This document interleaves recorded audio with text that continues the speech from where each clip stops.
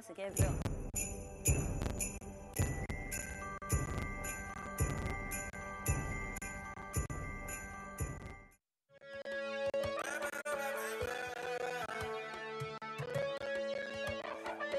I'm the track man, this is the Mr. BBP.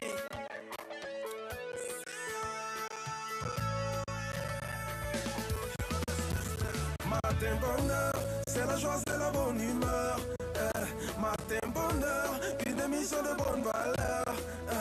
Avec Marcel et Alix Cocola, ils sont toujours là pour te donner tout ce dont tu as besoin. Quand je me lève le matin, je capte RTI 1, le meilleur pour s'instruire avec des sujets d'actualité, thématiques de qualité.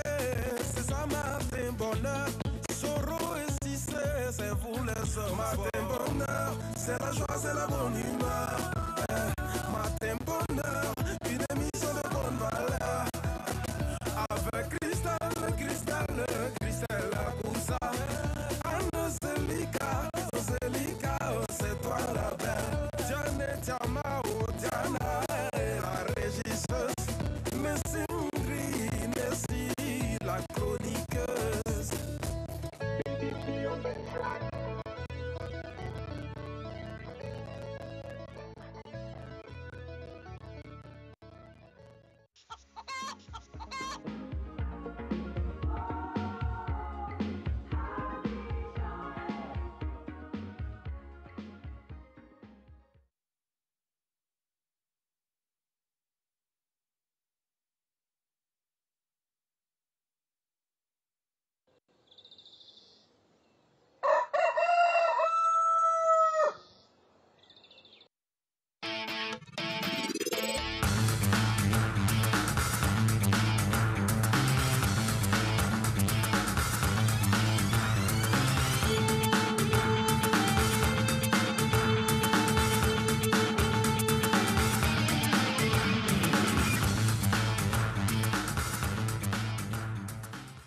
Vœux renouvelés pour cette nouvelle année que nous amorçons depuis hier. Aujourd'hui encore, nous sommes avec vous avec beaucoup d'entrain pour vous entretenir ce matin. C'est le travail aujourd'hui. On reprend de plus belle. Il faut se bouger et nous sommes là pour vous apporter l'énergie nécessaire pour démarrer cette journée. J'avais envie de dire ce lundi, mais non, nous ne sommes pas lundi, mais bien jeudi. Bonjour Marcelin. Bonjour ma très chère, absolument. Nous sommes aujourd'hui, bien sûr, le jeudi 2 janvier 2020.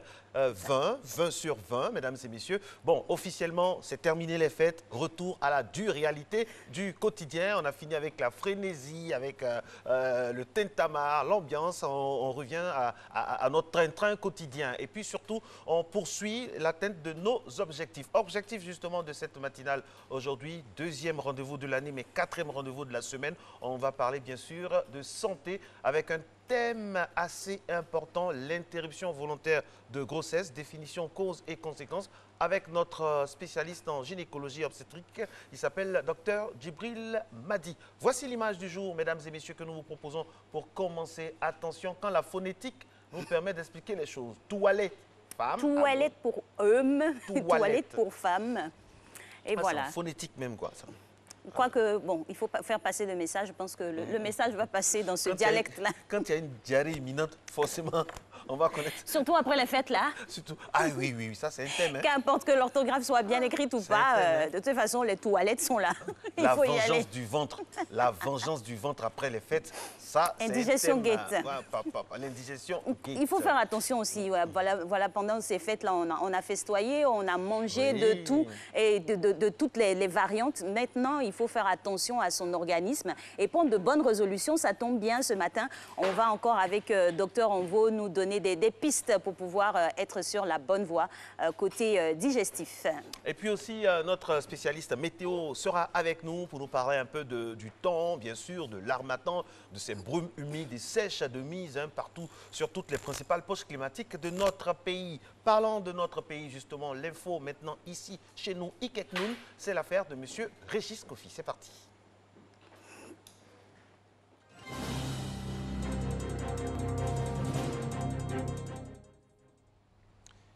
Premier point de l'actualité de ce 2 janvier. Madame, monsieur, bonjour, bienvenue. Le Premier ministre a célébré le Nouvel An aux côtés des populations du Poro. Amadou Gon Coulibaly leur a offert un concert avec des artistes du moment. C'était au stade municipal de Korogo. Ami Sissoko.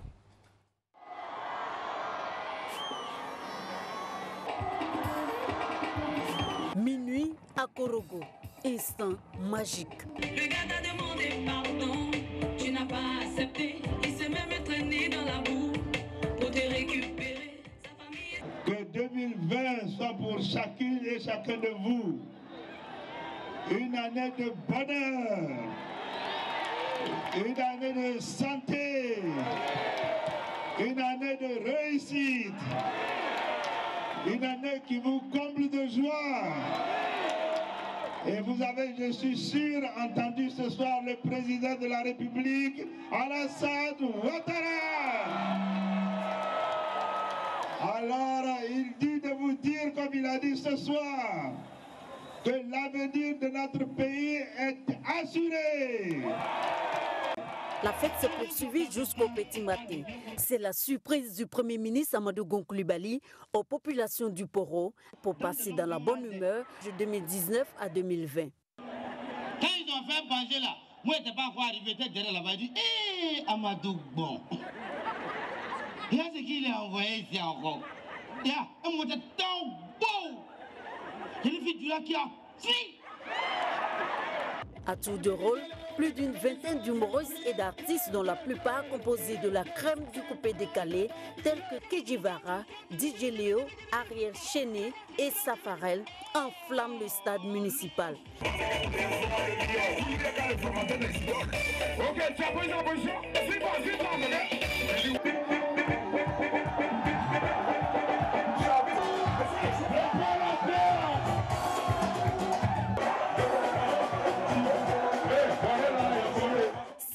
D'ambiance folle, des moments inoubliables pour un public happé par le show. Je suis très heureux.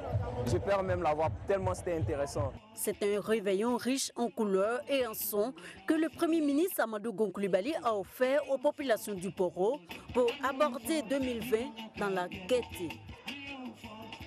Comme tous les 1er janvier, le ciel d'Abidjan est illuminé par des feux d'artifice. Dès minuit, les populations n'ont pas manqué le rendez-vous au Palais de la Culture d'Abidjan-Treichville.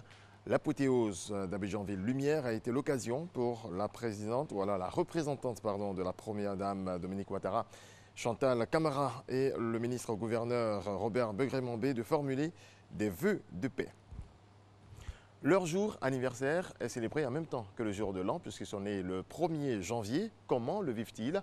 Franck Quadio a tendu son micro à quelques natifs du 1er janvier, justement. Regardez. Une matinée calme, ce mercredi 1er janvier, à Cocody, au quartier Faya de la Riviera, ce groupe de jeunes dévise tranquillement. Ils disent célébrer ainsi la date anniversaire de l'un de leurs, Germain. Dans une autre commune, Koumassi, Fatou et son ami sont satisfaites de leur journée. Nées le 31 décembre et le 1er janvier, ces jeunes filles ont passé le premier jour de l'année dans les hôpitaux. J'ai voulu poser un acte social qui me tenait vraiment à cœur. Je me suis rendue dans 2 maternités, la PMI de Makori où je suis née et la maternité de Koumassi. Je suis partie offrir des kits de naissance à des mamans qui venaient d'accoucher. À mes jumeaux et jumelles. Fatou, fière de l'action posée, une action héréditée donc, dira-t-elle. Direction Yopougon, Priska, coiffeuse, s'occupe de sa dernière cliente. Déjà dans le ton de sa date anniversaire, t-shirt customisé entre autres et un programme tout le long de la soirée déjà défini. C'est vrai, c'est la nouvelle année, mais c'est mon anniversaire. J'ai décidé de m'amuser avec mes amis. Du 1er janvier. On va manger, on va partager beaucoup de choses ensemble. La raison de ce regain d'intérêt, ce sentiment des natifs du 1er janvier d'être de grands oubliés, dans l'effervescence généralisée, difficile selon eux de bénéficier d'attention particulière. Mes parents oublient que c'est mon anniversaire. Du coup, ce matin, je me réveille, je dis, mais tante, c'est mon anniversaire aujourd'hui. Elle dit, oh ma fille, j'ai oublié. Tu vois, c'est un peu frustrant pour nous. C'est un peu compliqué parce qu'on ne prépare les fêtes d'abord. Chacun a sa priorité de préparer les fêtes. Donc c'est toi-même, c'est ton jour d'anniversaire, c'est toi qui te rappelles, c'est toi qui dois organiser. Et puis, dis à tes proches que c'est mon anniversaire, je fais ça tant, je fais ça dans tel coin et tout, tu vois. Qu'à cela ne tienne, l'entrée dans la nouvelle année ne laisse pas indifférent. Un joyeux anniversaire et des cadeaux à l'endroit de l'être aimé, suivi du bon année traditionnel, ce n'est jamais de trop.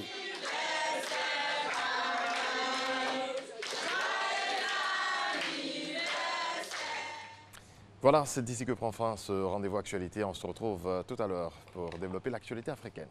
Merci Régis. Sentons votre jour d'anniversaire, c'est quand? Le 27 septembre. 27 septembre. Ah, on en a encore à faire, hein, avant septembre. Voilà. Je peux offrir des croissants. Ben oui, au chocolat. Au chocolat, c'est ça. D'accord. Merci à vous, Régis. On retrouve Régis Kofi dans quelques instants, juste à 6h30 pour son deuxième flash. Mais on reprend nos habitudes, comme on l'a dit à l'entame de cette émission. Et le coach Koulibaly est toujours présent pour vous offrir du sport de qualité.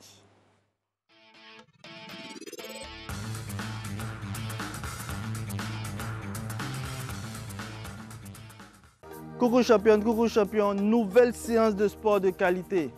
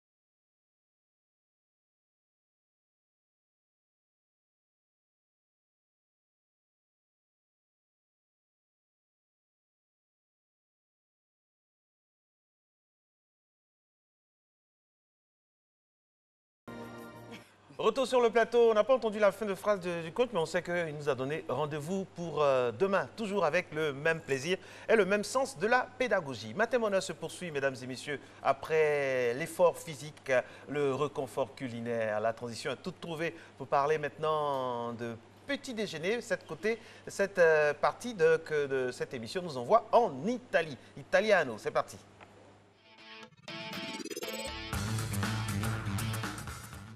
Oui, le frittata. Qu'est-ce que c'est, vous nous demanderez? Ben voilà, c'est ce plat que Christelle Akoussa va nous permettre de découvrir tous.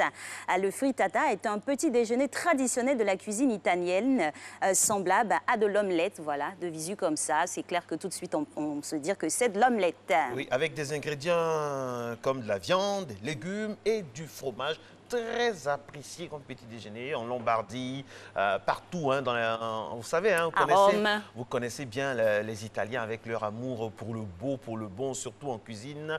Ça fait du bien tous les matins. Et ça change des pâtes.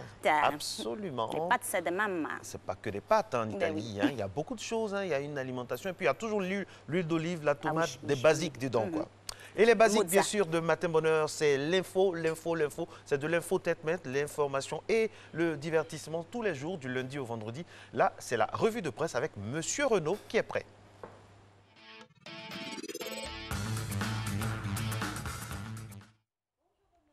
Bonjour Alix, bonjour Marco. Bonjour. On démarre cette revue de presse de ce 2 janvier 2020 avec l'adresse du chef de l'État.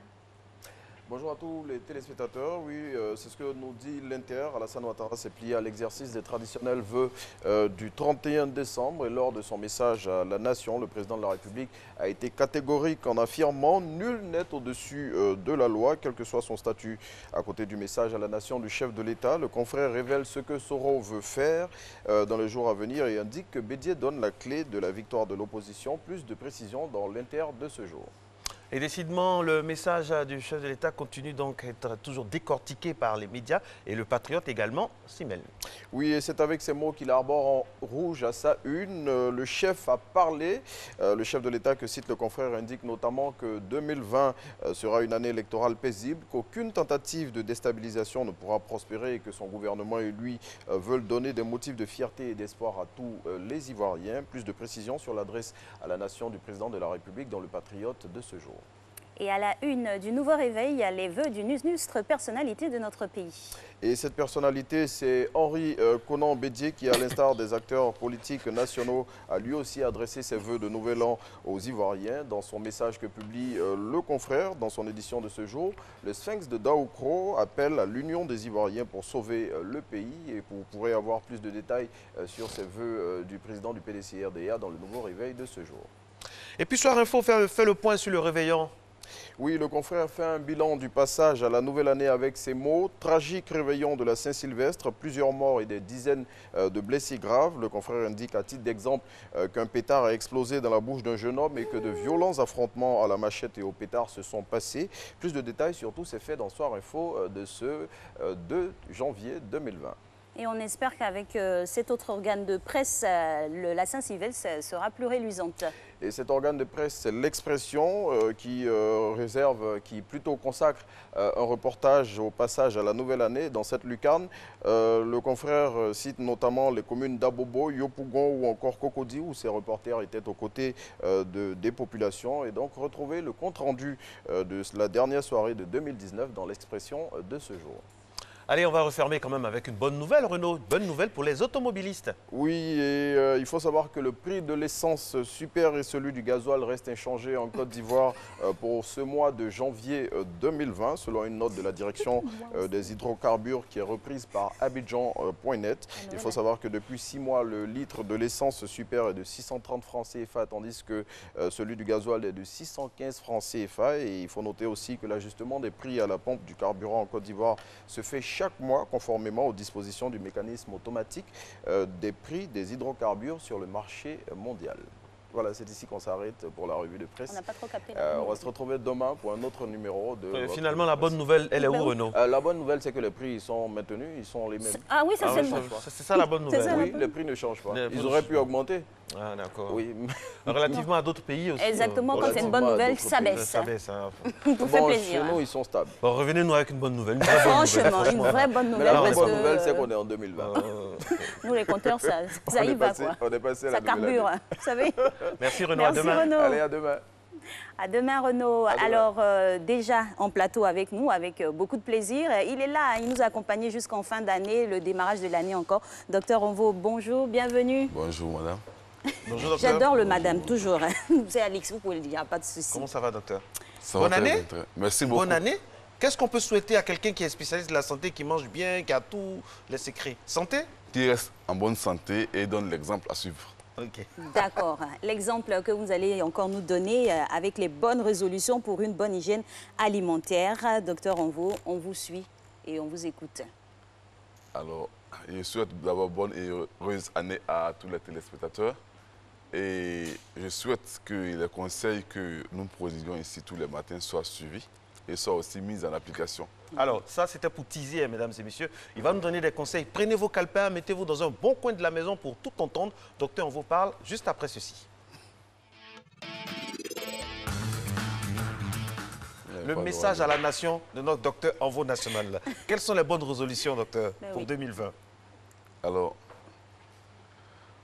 vous savez bien que lorsqu'on a une bonne alimentation, on peut réduire l'incidence des maladies.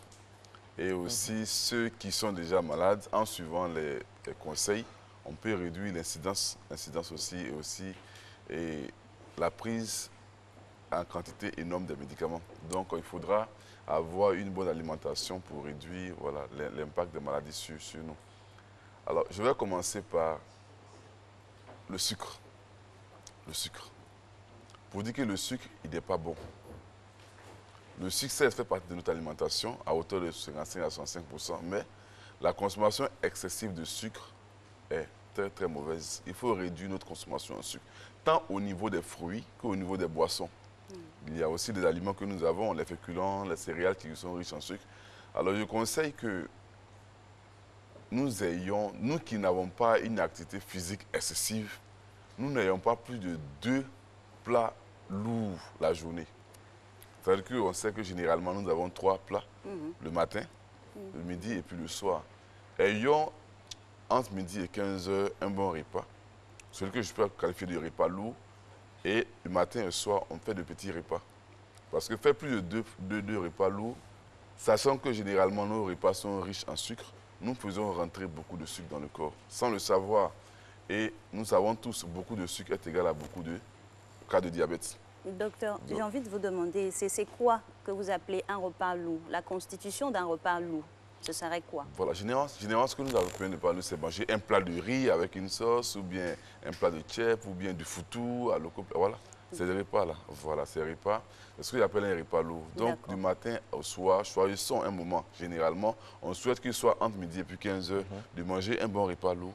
Comme ça, le soir, nous allons manger de petits repas. Mais dit que le soir, dit que la journée, nous n'avons pas eu le temps de manger. Ça peut arriver une fois en passant. Mais faire un programme, ne pas manger la journée et le soir venir manger un repas lourd, c'est sûr. C'est sûr que nous allons attirer les chances d'avoir un diabète. Donc, nous avons commencé par le sucre. Il faut réduire le sucre. Aux enfants, il faut apprendre aux enfants à découvrir les nouveaux fruits plutôt que de les masquer sous forme de jus de fruits. Apprenez aux enfants à manger fruits. Et la plupart qui dit 5 fruits et légumes, je pense que nous devons réduire l'incidence du sucre. Donc, on doit réduire la quantité de fruits par jour. On peut manger 1 à 2 fruits par jour, mais pas faire 5 fruits. Parce que j'ai une fois entendu quelqu'un dire, on dit de manger 5 fruits par jour. Non, c'est faux. Ça tous les matins. Non, ça c'est faux. 1 à 2 fruits par jour et l'heure, c'est avant 17 h. Ne prenons pas les fruits la nuit. Alors, docteur, vous allez parler de sucre. C'est le sucre à éviter pour cette... À réduire. Enfin, à éviter le plus possible, hein, donc à réduire. Alors, moi, j'aimerais savoir, dans les fruits, alors qu'on nous parle toujours de fruits, bon, notamment concernant les enfants, qu'est-ce qu'on fait finalement? Et en jus, et en fruits, qu'est-ce qu'on fait? La pulpe? Il y a beaucoup de débats autour de tout ça. Je préfère qu'on amène les enfants à découvrir les nouveaux fruits. C'est quoi les nouveaux fruits? Il y a les fruits, aujourd'hui, il y a des fruits qu'on ne découvre pratiquement plus. Ils vont par de la goyave. C'est rare de voir aujourd'hui manger la goyave. Il y a les porosols, c'est un peu plus cher. Il y a d'aucuns qui parlent de constipation aussi quand on consomme la goyave. Bon, il y a beaucoup, il y a beaucoup de fruits. Donc, amenons les enfants à découvrir les nouveaux fruits. Vous pensez que les Africains sont un peu trop éloignés des fruits? Un peu? Ceux qui sont dans les zones reculées, les grandes villes, sont habitués. Voilà, sont habitués aux fruits. Mais nous qui sommes dans les grandes villes, oui, les enfants, ils ne connaissent même pas les fruits. Ils connaissent le jus de fruits. Oui, c'est substitué mais au jus. voilà, on ne connaît pas trop. Mais en quoi les jus constituent un danger? Pour ceux qui ont raté peut-être les émissions précédentes, en quoi les jus constituent un danger pour la santé? Les jus constituent un danger pour la santé pour 3 raisons principales. D'abord, il y a la quantité de sucre.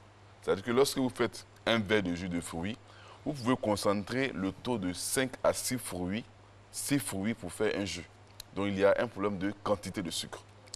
Alors, c'est dans ce même bol, vous allez trouver aussi une concentrée de sel. Chaque fruit a un peu de sodium, un peu de sel. Donc, vous allez concentrer le taux de sel des 5 fruits que vous allez prendre, laquelle va d'abord faire entrer beaucoup de sucre, beaucoup de sel dans le corps. Et puis encore, ça peut élever la tension artérielle. Et encore, quand vous faites les jus de fruits, en troisième, vous laissez les fibres. Les fibres qui sont censées réduire la descente du sucre. Alors, lorsque vous faites les jus, alors, vous allez voir que les fibres sont jetées et le sucre descend rapidement sur le pancréas, lequel induit ici, pour certaines personnes, les risques de diabète et pour d'autres, un pic, une production du mauvais cholestérol, d'où les maladies cardiovasculaires. D'accord. Voici un peu les 3 raisons pour lesquelles les jus doivent être réduits. C'est très important ce que vous venez de dire parce que vous avez parlé d'un verre de jus de fruits. Un verre de jus de mais fruits. on va utiliser plusieurs fruits pour obtenir ce verre de jus de fruits. Donc le corollaire avec la consommation de fruits, qu'est-ce que c'est? On prend un seul fruit d'un seul genre et un autre, c'est ça? Il faut varier. On peut faire 1 à 2 fruits par jour. Et Du même genre? Du même genre comme varié. Le problème, c'est en termes de quantité. Par exemple, vous allez prendre par exemple les raisins. Vous n'allez pas payer les raisins 3500 manger tout un seul coup, pas possible. Voilà. Oui. En consultation, on a vu des personnes, une dame qui me disait par exemple que lorsqu'elle va chez elle, qu'il y a l'embouteillage, elle peut payer des raisins. Elle mange un peu jusqu'à la maison. Aujourd'hui, elle a le problème de vue. Vous voyez un peu, c'est un peu ça. Et on fait des travaux qui montrent qu'il y a une relation directe entre la consommation de sucre et puis aujourd'hui, les lunettes que beaucoup de gens portent. Vous avez remarqué à Abidjan, beaucoup de gens portent des lunettes. Vous avez remarqué à Abidjan, il y a une bosse de la vue, on a une incidence très, très propre du sucre sur la santé des Ivoiriens, sur les yeux. Alors, donc, si on comprend bien, la consommation régulière de sucre n'est pas bonne. Et aussi, quand on grignote aussi, c'est dangereux. Parce que généralement, ce que nous grignotons que du sucre. Oui, c'est vrai. Voilà, les petits éléments que nous sont riches en sucre, mais surtout en sel. Sont riches en sucre, surtout en sel. Voilà, voici les 2 éléments qui caractérisent ce que nous mangeons, ce que nous grignotons. Voilà. On n'a pas le temps de faire un bon repas. Alors, tout ce que nous mangeons, c'est des petits repas qui contiennent à la fois du sucre et du sel. Voilà. Des encas, comme on le dit. Et grignoter des morceaux de fruits, c'est permis? Sécher. Sécher à la mangue ou bien... Vous voyez que... on peut, par exemple, voilà, je prends par exemple le cas des dattes. Les dattes peuvent faire contenir près de 23% de sucre. Mais lorsque les dattes sont séchées, le taux de sucre remonte à près de 61% de sucre. Donc, en prenant des fruits séchés, vous pouvez... Il y a une concentration. Voilà une concentration de sucre et vous pouvez prendre une quantité tellement importante sans vous rendre compte. Et si on prend beaucoup d'eau avant ou après? Dans tous les cas, l'eau ne pourra que diluer la quantité de sucre, mais pas réduire la quantité. L'eau va diluer la concentration de sucre, mais l'eau ne va pas diminuer la quantité de sucre consommé. Comme quoi les fruits séchés ont un fort taux de concentration de sucre. On aura tendance à confondre. Non, c'est la même quantité qui est prise, mais non. Il faut revenir aux fruits même dans son entièreté. Donc, on découpe une orange, pour expliquer aux enfants et aux parents aussi qui nous regardent. Mieux vaut prendre l'orange original, le fruit, que de prendre le jus. C'est-à-dire, on découpe, on le donne à l'enfant. Effectivement. Et que le presser, tout ça, on perd beaucoup de... Effectivement, apprenez aux enfants. On a vu le rôle important que jouent les fibres au niveau du transit intestinal. Donc, il faut permettre aux enfants... C'est une découverte. Une découverte que les enfants font envoyer un nouveau fruit. Ah, ça, c'est des gingembre. C'est des gingembre. Les enfants ne connaissent même pas les gingembre. C'est-à-dire qu'on boit Niaman Koudi, on ne sait pas d'où ça vient. Quand on va sur le gingembre, ah, c'est ça, avec ça qu'on fait le Niaman Koudi. Justement, pour le gingembre dont vous prenez l'exemple, c'est quelque chose qui pique aussi. Oui, voilà, c'est assez épicé. Pour un enfant qui voudrait consommer ça, on lui donne ça comment? Non, on peut faire sous forme de jus, mais au moins la première des choses, d'avoir une découverte. L'enfant découvre quelque chose de nouveau. Un apprentissage. Voilà, il découvre quelque chose. Manger d'abord avec les yeux, avec le cerveau, avant d'être confronté à ça. Il y a ça, voilà. Il y a ça. Dernièrement, il y a eu... Voilà, j'ai eu un peu la gorge enflée, j'ai pris, j'ai découpé les gingembre, j'ai mangé, je me suis senti bien. Alors que maintenant, au lieu de manger comme ça, on peut faire sous forme de jus. Alors, on demande, c'est les gingembre vous aimez ou bien c'est le sucre que vous mettez. Voilà. Et derrière, on se cache souvent derrière ces jus-là pour manger beaucoup de sucre. Le sucre, il n'est pas bon. Le sucre, il n'est pas bon. Exagéré, il n'est pas bon. Le sucre, sinon, le sucre est important pour la santé aussi. Il faut avoir une dose quand même. Le sucre, c'est la source d'énergie. Mais quand je dis le sucre, entre guillemets, le sucre, la consommation excessive de sucre n'est pas bon. Surtout le sucre qu'on prend le soir. Beaucoup de gens ne mangent pas la journée et c'est le soir qu'ils vont manger des petits repas. D'après eux, c'est des repas légers. Boire la bouillie de riz le soir, c'est pas bon. Ce n'est pas léger. C'est le taux de sucre et dedans est très élevé. Beaucoup de personnes, non, le soir, la journée, je ne mange pas le soir, alors ils vont prendre des fruits sous forme de régime. Non, ça, ce n'est pas un régime alimentaire. Vous faites ceci, vous allez voir, la première des choses, les yeux vont prendre un coup. Le premier organe à surveiller, les yeux vont prendre un coup. Donc, il y a le sucre. Il faut réduire notre consommation en sel. Il faut réduire le sel. Certains aliments sont riches en sel que nous connaissons, mais il faut réduire aussi la quantité de sel que nous ajoutons. Les fabricants de bouillons disent que comme nos bouillons sont salés, alors vous mettez soit le bouillon, soit le sel. Mais nous mettons toujours les deux, ce qui est déconseillé. Choisissons, soit c'est les bouillons, soit c'est le sel que nous ajoutons. Nous devons réduire notre consommation en sel. Parce que nous disons encore dire que le sel dresse le lit de l'hypertension artérielle. Tous ceux qui mangent salé auront plus de chances de faire une hypertension artérielle. Merci beaucoup, de docteur. bons conseils pour nous en cette journée, en ce début d'année, pour prendre de bonnes résolutions au niveau du côlon, au niveau de l'hygiène alimentaire. Merci à vous, docteur Envo. C'est sûr qu'on se reverra très prochainement.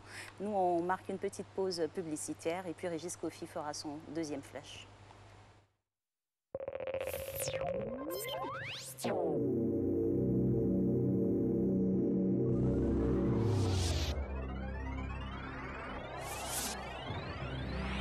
Le secrétaire d'État auprès du ministre des Transports chargé des Affaires maritimes porte à la connaissance du public en général et des promeneurs en mer en particulier les consignes de sécurité suivantes pour éviter les accidents et les noyades. 1. Utiliser des engins en bon état de navigabilité. 2. Éviter des sorties solitaires. 3. Signaler la présence de plongeurs isolés. Pour toute information complémentaire ou demande de secours, veuillez contacter le Centre de coordination de sauvetage maritime, MRCC, Abidjan, Canal 16 VHF, téléphone 21 26 29 98.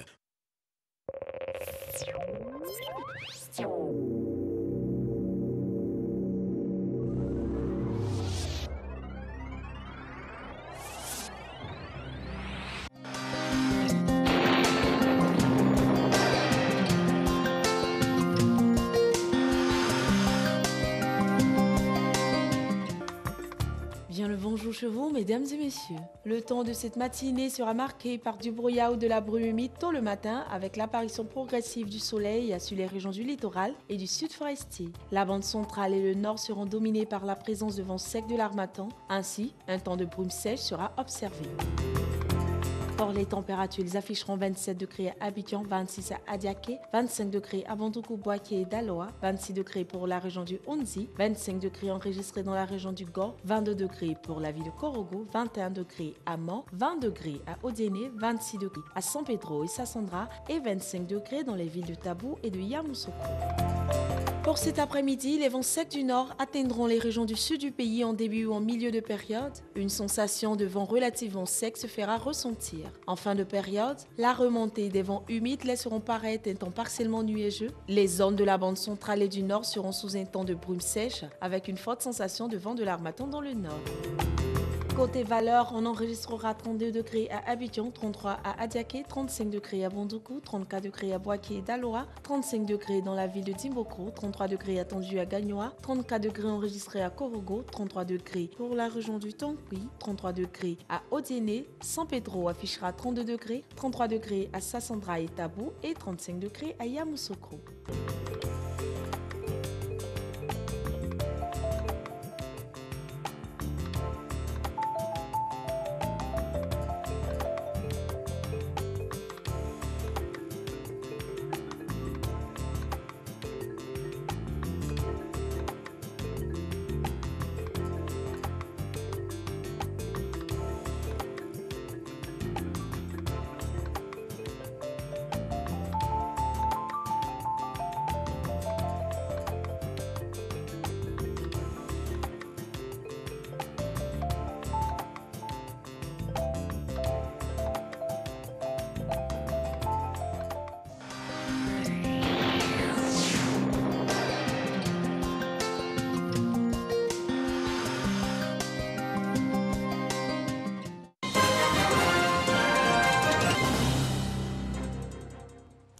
L'actualité de retour, cette fois sur le continent. Bonjour à tous, bienvenue.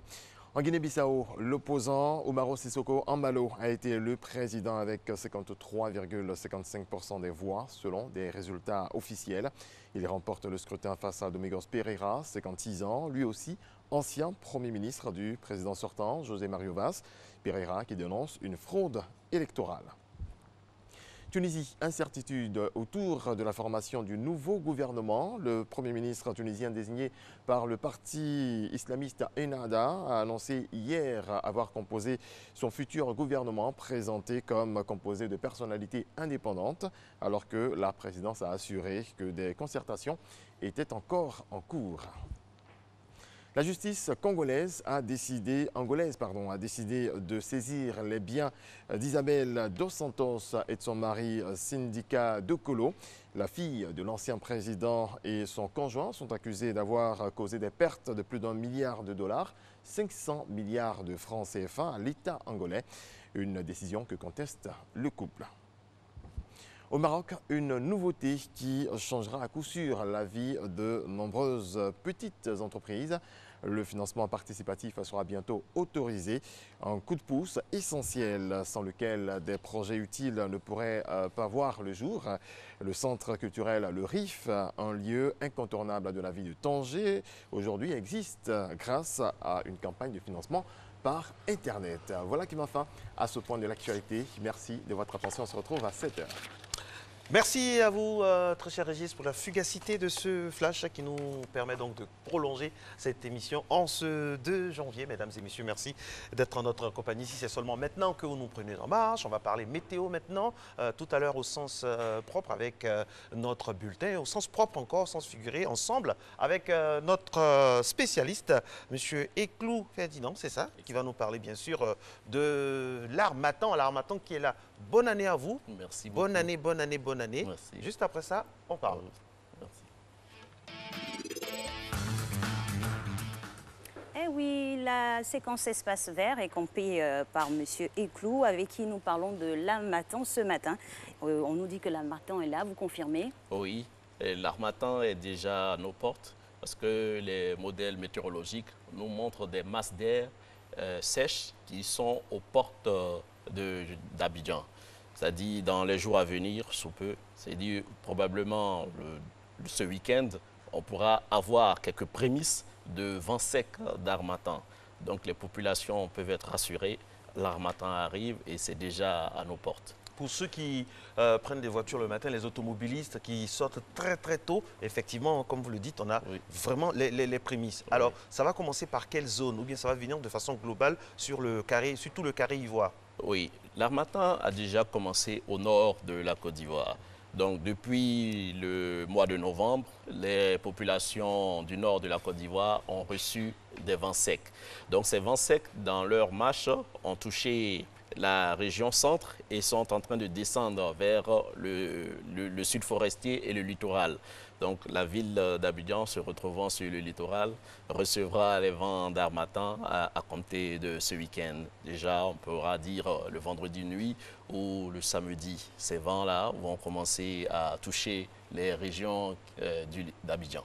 À vous entendre parler avec la joie que vous exprimez face à ce sujet, on a envie de vous demander quels sont les bienfaits de l'Harmattan, justement.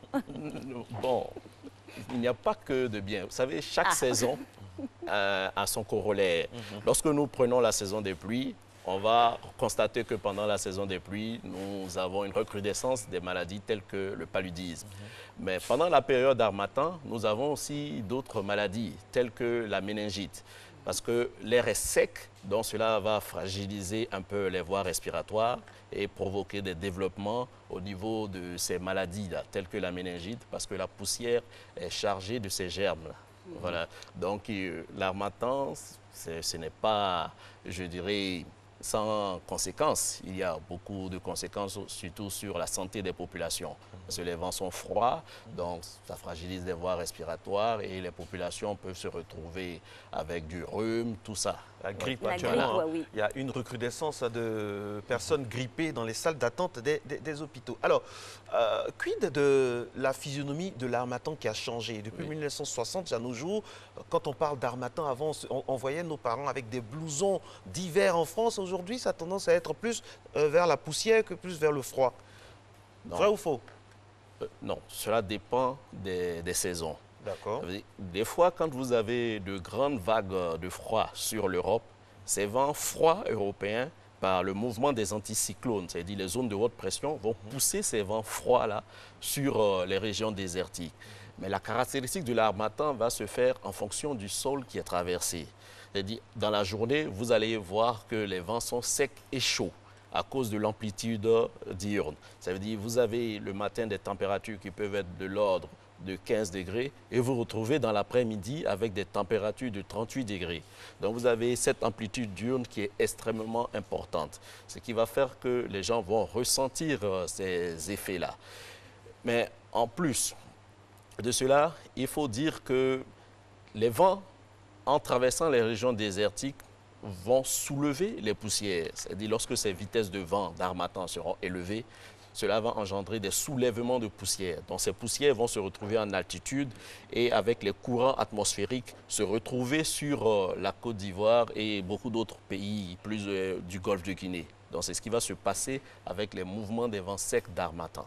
Alors, Monsieur Clou, ce yo-yo du temps, là, avec le développement que vous faites par rapport à l'harmattan, vous situez des heures bien précises ou des moments de la journée. L'harmattan, c'est toute la journée? Oui, l'harmattan, une fois que c'est installé sur une région, c'est toute la journée. Mais les caractéristiques vont différer en cours de nuit. Dans la journée, ce vent sera sec et chaud. Et durant la nuit, ce vent sera froid et sec. Voilà. Ce qui caractérise le vent d'harmattan, c'est sa siccité. C'est-à-dire un vent vraiment sec, où vous avez des fois le taux d'humidité qui peut baisser dans certaines régions jusqu'en dessous de 10 degrés et 10%. Voilà, donc c'est vraiment sec. Alors qu'au niveau du littoral, nous sommes souvent dans une humidité qui est autour de 80 à 100. Donc pendant la période harmattan que nous allons connaître, vous allez voir que le taux d'humidité va baisser. C'est-à-dire on va se retrouver dans nos régions autour de 40, 50 et voire certains moments, ça va descendre un peu plus. Donc, alors, amplitude thermique, vous avez amplitude diurne, yo-yo, Alix a parlé de yo-yo du temps. Il y a beaucoup de ce côté imprévisible de l'harmattan là. Ça fait peur. Parce que c'est ça justement qui provoque les maladies. Oui, ce sont les soulèvements de poussière. C'est-à-dire lorsque les vitesses de vent sont extrêmement élevées, que les poussières sont soulevées, ces poussières vont renfermer ces germes de méningite. Et ces germes-là vont finir par infecter les voies respiratoires de certaines personnes. Vous allez constater que lorsque vous devez faire des déplacements vers les pays sahéliens, il est recommandé de faire des vaccins tels que la méningite et autres. C'est pour vous éviter de développer ces genres de maladies-là. Mais en Côte d'Ivoire, pendant les périodes où nous avons des pluies, nous sommes à l'abri. Mais dès que les poussières reviennent sur nous, il faut s'attendre à ce genre de maladie-là au niveau du pays. Monsieur Clou, on va vous mettre à l'exercice parce que vous venez de la Sodexam, c'est la structure qui collecte et puis trie, qui officie tout ce qui est au niveau de données météorologiques. Avec l'harmattan, comment on arrive pas à déceler les caractéristiques pour pouvoir prévenir des maladies et autres, pour éviter la recrudescence des grippes, de la méningite et autres? Alors, les relevés sont effectués dans nos stations météorologiques chaque jour. Chaque jour a sa particularité. Lorsque nous allons constater des vitesses de vent extrêmement élevées et que nous allons voir que les températures relevées, c'est-à-dire les températures minimales qu'on pourra avoir dans la journée, sont très très basses, donc nous savons que cela aura des répercussions sur je dirais, la population. Parce que vous allez voir que ce temps froid va fragiliser les voies respiratoires. Donc une fois que ça fragilise vos voies respiratoires, c'est clair, vous allez développer plus facilement ces genres de maladies. Donc c'est ce qu'il faut vraiment retenir. Mais les caractéristiques peuvent changer dans la journée. C'est-à-dire en cours de matinée, vous pouvez recevoir des vents d'harmattan qui sont beaucoup plus élevés. Et le soir, avoir une atténuation.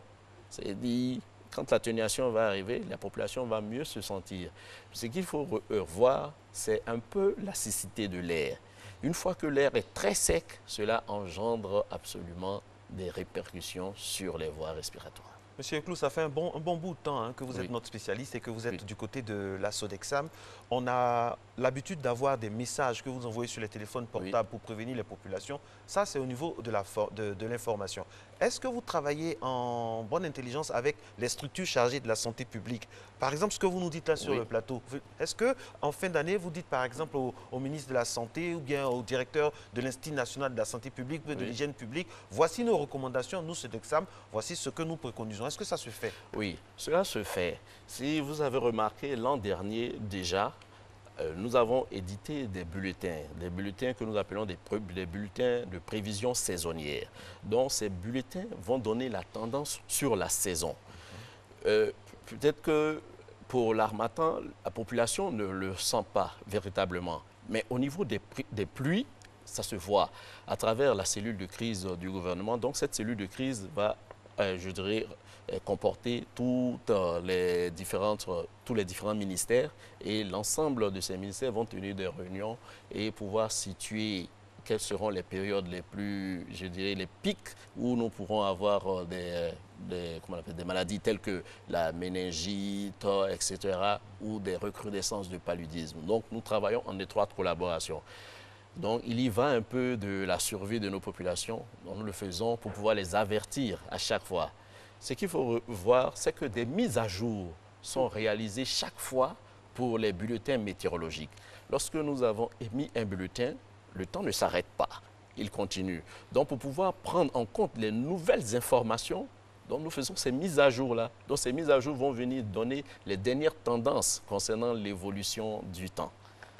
Alors, Monsieur Clou, le profil de l'harmattan est disparate sur le territoire. Oui. La preuve, la semaine dernière, vous nous disiez que c'était déjà arrivé dans le nord et c'est maintenant qu'il se trouve aux portes d'Abidjan. Alors, pour cette versatilité de profil-là, quelles sont les attitudes en fonction du lieu où on se trouve sur Abidjan ou dans la Côte d'Ivoire? Ce qu'il faut dire, chacun connaît un peu son organisme. Donc, quand vous allez voir qu'il y a des vents secs qui sont sur nous, il sera préférable de se vêtir chaud. Voilà. Et peut-être pour des personnes qui ont vraiment des voies respiratoires extrêmement sensibles, c'est de se couvrir un peu, je dirais rester dans la maison, ou bien si vous êtes obligé de vous déplacer, vous couvrir un peu le nez pour éviter de trop respirer ces vents secs-là. Voilà, ce sont un peu ces genres de méthodes qu'on peut utiliser pour se mettre à l'abri devant de tels phénomènes météorologiques. Et on parle aussi de masser régulièrement la poitrine et le dos et la plante des pieds pour les enfants. C'est des bonnes vieilles méthodes. Alors, j'ai failli dire docteur parce que... Docteur du temps. Docteur du temps, parce que ce que les gens aussi veulent savoir, c'est que quel est le corollaire harmattan environnement? Est-ce que le fait qu'Abidjan soit très pollué, on n'a jamais les chiffres de pollution au jour le jour, soit dit en passant d'Abidjan. Est-ce que le fait qu'il y ait l'harmattan, pollution, il n'y a pas un effet? Si, il y a un effet, parce que l'harmattan, ce sont de nombreuses particules de poussière qui sont dans l'atmosphère, en suspension. Et lorsque nous avons aussi la population, nous avons encore la pollution, nous avons des microparticules qui sont encore en suspension. Ça va faire que vous aurez un additif au niveau de ces différents constituants atmosphériques-là. Et bien sûr, des répercussions sur les populations. Donc, ce que je peux dire, c'est que les études sont menées. C'est-à-dire les calculs sont faits. Donc, nous avons des stations pour pouvoir mesurer les taux de pollution atmosphérique dans certains pics, parce que toutes les zones ne sont pas concernées par les pics de pollution. Vous pouvez vous retrouver à Djamé, au niveau de Liberté, qui est un pôle où vous allez recevoir beaucoup de véhicules de transport en commun, tels que les Baka et autres. Donc vous allez voir qu'à ces niveaux-là, on aura des pics de pollution. Il peut y avoir aussi des zones où les femmes fument le poisson. Ces zones aussi seront des zones de forte pollution. Donc, en fonction du lieu où vous trouvez, voilà, des activités qui sont réalisées, vous allez vous retrouver avec des pics de pollution importants. Monsieur Eclou, harmattan et changement climatique, pourrait-on en parler? Parce que ce 31 même, on a vu tomber de la pluie. Hein. Oui. Et je disais que le littoral ivoirien est concerné par un conflit permanent entre les vents de mousson et les vents d'harmattan.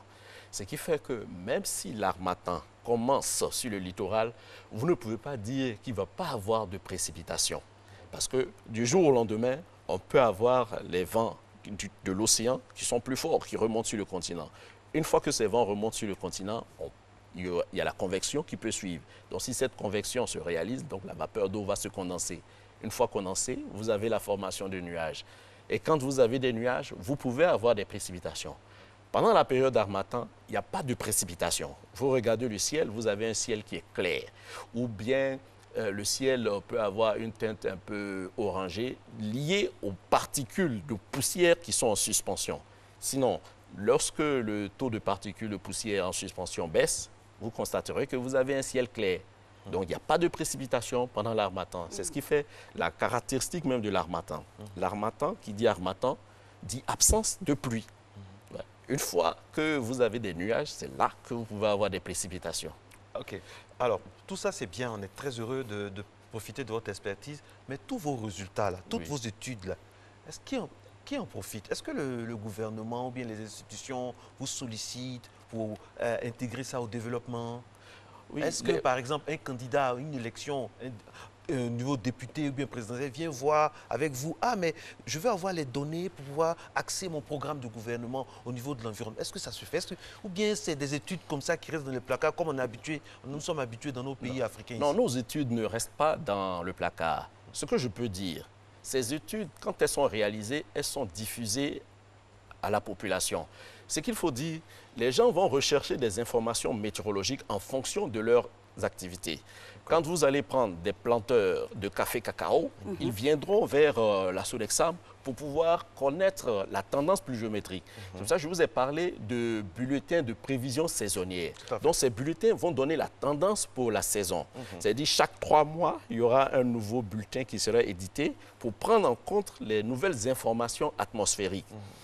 Quand vous allez prendre les universités et autres, il y aura encore d'autres besoins qui seront, je dirais, plus spécifiques, voilà, plus techniques. Voilà, qui seront demandés à la Sodexam et nous leur apportons cette assistance-là. Donc, les informations sont vraiment utiles pour nos populations. Les décideurs. Bien sûr, les décideurs aussi. Parce que le ministère de la Santé a besoin de savoir quelles sont les tendances, comment sera la pluviométrie et autres. Donc, chaque année, nous donnons à la population ces informations-là.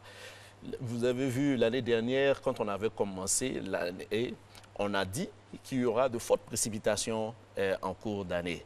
Vous avez vu que les précipitations ne se sont pas arrêtées pratiquement durant 2019.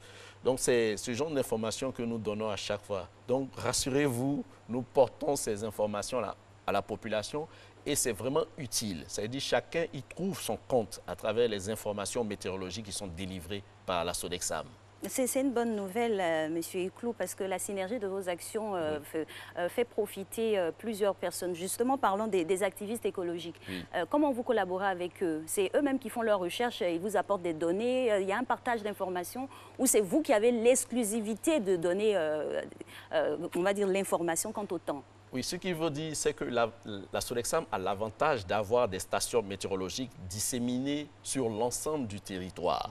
Donc, ces stations vont nous donner, voilà, ces stations synoptiques vont nous donner différentes informations sur le temps qu'il va faire. Ce qui fait que la Sodexam est vraiment à l'aise pour donner des informations au grand public. Il est un peu difficile pour un individu d'aller acheter une station météorologique pour l'implanter quelque part pour avoir des informations. Il serait préférable de se rapprocher de la Sodexam pour avoir ces informations-là. La Sodexam a le personnel pour pouvoir faire les mesures, les équipements qui vont nous donner toutes ces mesures-là. Et vous vaquez à une autre occupation. Donc, vous laissez je dirais... Comme quoi, il ne faut pas rentrer sur notre territoire. Non. Il serait assez difficile pour vous de pouvoir implanter des stations un peu partout en Côte d'Ivoire pour des informations météorologiques. Donc, la Sodexam a déjà ces stations-là un peu partout. Donc, il serait, je dirais, bénéfique pour vous de vous rapprocher de la Sodexam pour avoir ces informations-là. Ça, c'est le branding. C'est le branding. Alors, Monsieur Eklou, est-ce que on dit souvent que les premiers relevés météorologiques en Côte d'Ivoire sont par les plantations, les grandes plantations, au début des années 1900? Oui, 1900. 1900, les grandes plantations d'EVA, de palmiers à huile. C'est comme ça qu'on a eu les premiers relevés météo en Côte d'Ivoire, soit dit en passant. Donc, ça veut dire que l'agriculture occupe une place de choix. Quelles sont vos relations quotidiennes avec les paysans? Vous avez dit tout à l'heure qu'ils viennent, qu'ils vous appellent, mais comment eux, ils appréhendent ça? Comment ils vous demandent? Parce que beaucoup ne parlent pas le français, tout ça. Comment ça se passe? Nous avons beaucoup de projets avec l'Organisation météorologique mondiale. Donc, ces projets-là visent, je dirais, à accroître le rendement au niveau de la productivité, au niveau de nos populations. Donc, la Sodexam, à travers ces différents projets, va se rapprocher de la population. Donc, on va assister certains paysans, c'est-à-dire ces paysans seront des paysans témoins, où l'assistance agrométéorologique sera réalisée à leur niveau. Et quand les autres verront le rendement de ces plantations qui ont été assistées, ils viendront vers la Sodexam. On a eu plusieurs fois ce genre de cas. On a assisté certains paysans à travers les techniques agrométéorologiques et les autres, ayant observé ce que celui qui a été assisté a pu produire, se sont eux-mêmes dirigés vers la Sodexam pour pouvoir avoir ces informations météorologiques-là. C'est vraiment capital pour nos populations d'avoir l'information météorologique. Je le dis souvent, ce n'est pas vraiment agréable que vous commencez des travaux et vous vous rendez compte qu'une situation météorologique je dirais la situation météorologique vient bouleverser tous vos efforts. Vous imaginez, vous investissez soit dans le ciment et autres, au moment où vous devez couler, vous avez une forte pluie qui vous lave tout ce ciment-là. Vous avez perdu. Parce que vous allez réacheter encore ça et payer encore les ouvriers pour les travaux que vous aurez pu bien faire en suivant simplement l'information météorologique.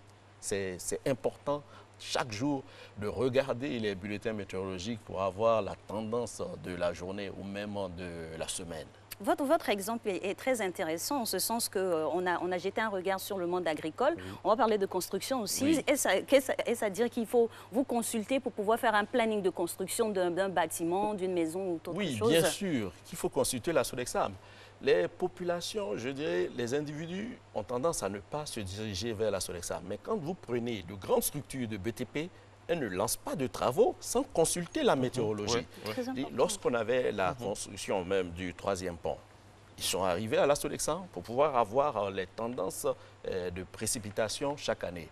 Vous voyez, c'est un peu dommage qu'en Côte d'Ivoire, à midi, on allume dans les maisons. Alors que vous pouvez orienter vos fenêtres de façon à recevoir l'insolation parfaitement, ou même orienter vos fenêtres en fonction des différents courants d'air que vous avez dans une région précise. Donc, vous avez des fois des maisons où portes et fenêtres sont ouvertes, mais il faut encore allumer un ventilateur ou un climatiseur parce qu'il fait chaud. C'est parce qu'on n'a pas tenu compte de la circulation de l'air dans l'environnement. Si vous orientez parfaitement vos fenêtres, vous allez voir que dans la journée, une fois que vos fenêtres sont ouvertes, vous n'avez pas besoin d'utiliser d'autres systèmes d'aération ou de refroidissement. Voilà. Donc, Monsieur Eklou, je vais vous faire sourire. Je sais que ça va vous faire sourire, mais ça fait partie des réalités de nos pays. Les fameux attrapeurs de pluie. Mythe ou réalité? On a des manifestations et on s'est dit il va pleuvoir. Vous, la Sodexam, vous annoncez une pluie. Mais curieusement, avec la magie à l'africaine, il ne pleut pas, il peut ne même pas pleuvoir dans la cour de la RTI, il peut pleuvoir au terrain de la RTI. Comment vous, le scientifique, le cartésien, vous expliquez ça? Mythe ou réalité? C'est ce qu'on entend et c'est ce on a vécu, parce que voilà, il y a beaucoup de choses aussi qui nous parviennent quand on attend. Mais pour nous, la météorologie demeure une science. Donc en tant que science occulte, voilà. Science occulte, exact, inexact. Non, je dirais une science, une science majeure, exacte, mais qui va vous donner, parce qu'aujourd'hui, il y a un grand essor qui est réalisé au niveau de la météorologie. La météorologie, il y a 20 ans, n'est pas la même qu'aujourd'hui. Aujourd'hui, vous avez beaucoup de satellites. Des supercalculateurs. Des calculateurs. Donc, les calculs sont plus poussés et les résultats sont plus justes. Quand on donne un bulletin de météorologie, c'est toujours associé à une probabilité. En Afrique aussi, Voilà. on a nos calculs. Exactement, justement. Donc, quelle est la collaboration que vous pourriez avoir avec ces personnes-là Parce qu'on ça a des existe, on peut donner des noms. On peut donner oui. des noms. Hein. Moi, j'ai eu à travailler avec des personnes, véritablement, on avait des pluies qui tombaient et quand ils finissaient, la pluie s'arrêtait, on faisait l'émission. J'ai payé des gens pour ça. Et pour la petite histoire, Disons, la RTI a payé des gens pour ça. Quand on va expliquer au comptable que oui, lui, on ne sait même pas dans quel chapitre on va mettre. Bon, attrapeur de pluie. C'est homologué maintenant. Parce qu'on ne peut pas sortir du matos et puis ne pas faire l'émission. C'est bien là dans la ligne. Donc vous ne travaillez pas avec eux. Ce sont des concurrents mystiques que vous avez. Comment vous vous préparez psychologiquement? Enfin, oui. Vous collaborez? Non, c'est ce que je suis en train de dire. Pour nous, la météorologie est une science. Ah, voilà. On a vécu la science là aussi. Mais aujourd'hui, là, vous dites que l'Harmattan va venir vendredi soir, au plus tard sur Abidjan. Le vendredi soir, au lieu de l'Harmattan, il pleut jusqu'à... Ça, on fait comment? C'est qui a décidé ça? Qu'est-ce qui a changé? Oui, quand on donne l'information météorologique, je dis toujours que cette information météorologique est suivie d'une probabilité. C'est ça votre calcul de probabilité. Aujourd'hui, je dirais, la météorologie ne pourra pas dire avec exactitude l'heure à laquelle l'Harmattan va commencer sur la région d'Abidjan. Mais ailleurs, pourquoi ça se fait? Non, ailleurs, ça ne se fait pas. Si. Non, ça ne se fait pas. Ce qu'on peut dire. Si, d'accord. Qu'est-ce qui se fait? Dites-nous. Non, j'expliquais chaque fois que tout dépend du phénomène météorologique qui est concerné. Et on m'a pris l'exemple des pays tempérés. Et j'ai dit que ces pays ne sont pas concernés par les mêmes systèmes que nos régions. Là-bas, nous avons des systèmes frontaux. Donc, on arrive à voir leur déplacement. Donc, les calculs peuvent se faire sur les heures d'arrivée.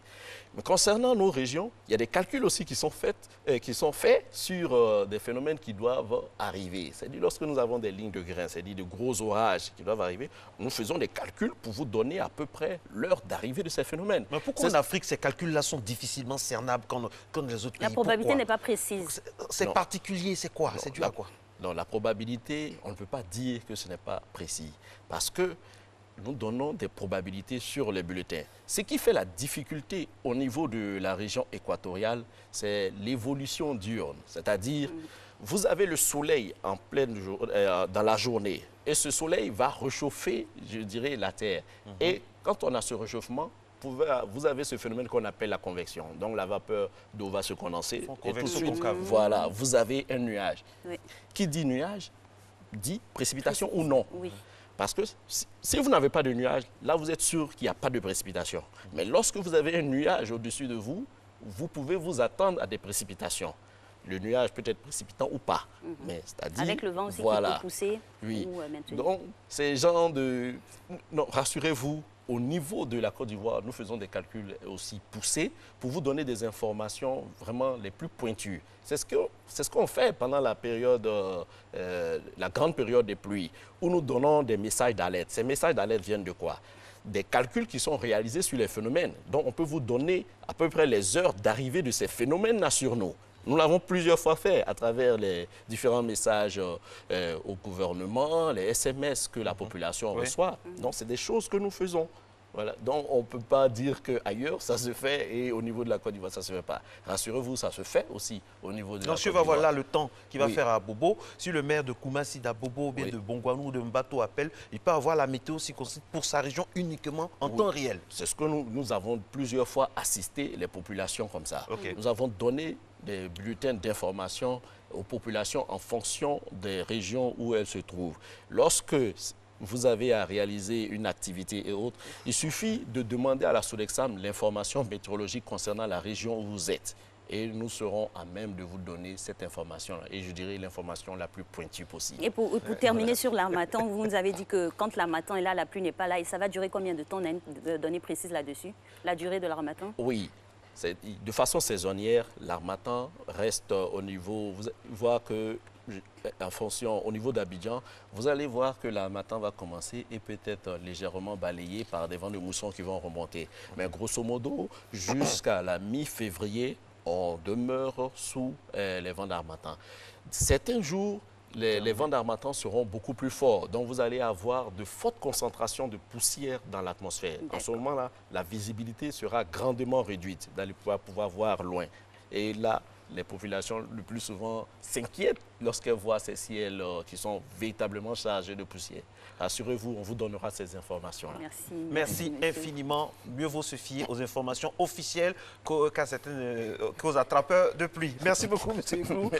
Cette concurrence déloyale, on va tout faire pour qu'en 2000... Ah bon, c'est nos collaborateurs, hein, n'oubliez pas. Oui. Mais bon, il faut que vous trouviez un terrain d'entente avec les attrapeurs de pluie. On est au milieu. Parce que nous sommes C'est la zone tampon. Nous sommes en Afrique après tout et ça signifie beaucoup de choses. Matin Bonheur se poursuit toujours dans la bonne humeur avec le dernier flash, cette fois le flash monde avec Régis Kofi. C'est parti.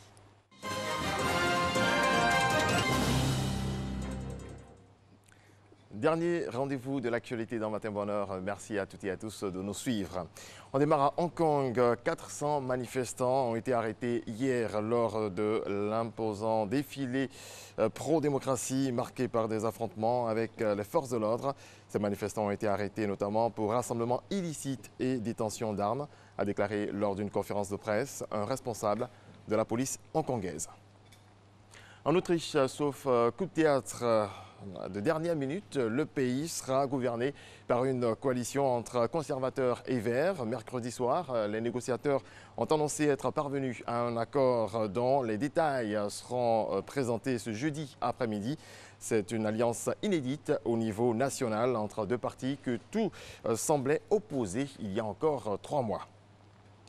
Le gouvernement américain a annoncé le déploiement de 750 soldats supplémentaires en Irak, une réponse à l'attaque sur la chancellerie américaine à Bagdad, orchestrée selon la Maison-Blanche par l'Iran.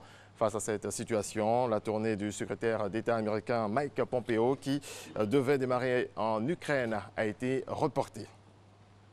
Inculpé pour corruption, malversation et abus de confiance, le Premier ministre israélien Benjamin Netanyahou compte demander l'immunité au Parlement. Il ne pourra cependant le faire qu'au sortir des prochaines législatives en mars prochain. Au Mexique, une émeute dans une prison du centre du pays a fait 16 morts et 5 blessés mardi. Les prisonniers se sont affrontés avec des pistolets et des couteaux qui ont été saisis après l'émeute selon les autorités. Mardi soir, place Saint-Pierre, le pape François avait été pris d'un coup de sang contre une fidèle qui avait attrapé brusquement sa main. Ce mercredi, il a présenté ses excuses. Tant de fois, nous perdons patience. Cela m'arrive à moi aussi. Je m'excuse pour le mauvais exemple donné hier, a déclaré le pape François. On termine en sport football. Le choc entre Arsenal et Manchester United a tourné à l'avantage des Gunners hier soir à l'Emirates. 2-0, score final. À domicile en Premier League depuis le 6 octobre. Ils n'avaient pas gagné. Les Gunners ont triomphé grâce à l'Ivoirien Nicolas Pepe 8e et Socrates 42e. Les hommes d'Arteta sont 10e au classement. Merci de votre attention. C'est la fin de ce point de l'actualité. Très belle journée à vous. Merci Régis Kofi. On peut décrypter aisément votre grand sourire et c'est un euphémisme de dire que vous allez profiter maintenant de cette nouvelle année-là. Enfin, je dirais enfin. Ah oui, oui. On s'est compris. Vous l'avez Nous sommes en mérité. phase. Mais les amis, la justice israélienne, franchement... Dis donc, il faut y aller. Il faut y aller. Hein. C'est une justice vraiment à part, quoi, avec J majuscule. Ben ouais. Chapeau aux magistrats, aux C'est juges. le gros poisson. Bah oui, mais franchement, quelle indépendance. Oui. Eh bien, dis donc, ça existe quand même. Ben oui, ça fait rêver. Ça fait rêver. Ça fait rêver en tout cas. Alors, on va vous emmener dans la réalité et pas dans le rêve. Une réalité qui existe depuis la nuit des temps, l'interruption volontaire de grossesse. On a eu de grands discours au niveau international, mondiaux, avec notamment l'intervention de Mme Simone Veil sur l'intervention volontaire de grossesse. Comment cela est encadré? Ailleurs, ça se fait. Ici, comment cela est encadré? Comment cela devrait se faire? Un sujet très important, jeunesse et interruption volontaire de grossesse, ce sujet qui va nous entretenir avec le docteur Madi qui est déjà en plateau juste après le jingle.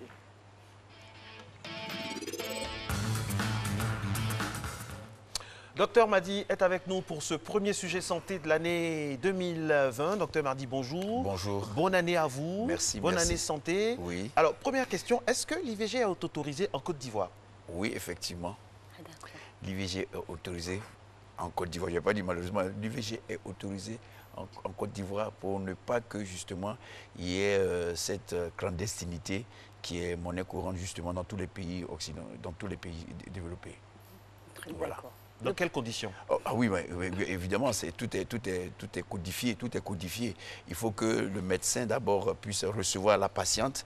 Il ne faudrait pas que la patiente soit mineure, vous comprenez. Et même si elle est mineure, il faut qu'elle se fasse accompagner soit par un tuteur légal, mais qui n'a pas obligation. Vous comprenez, il n'y a pas d'obligation pénale contre lui. Vous comprenez, lui, c'est un accompagnant, c'est tout.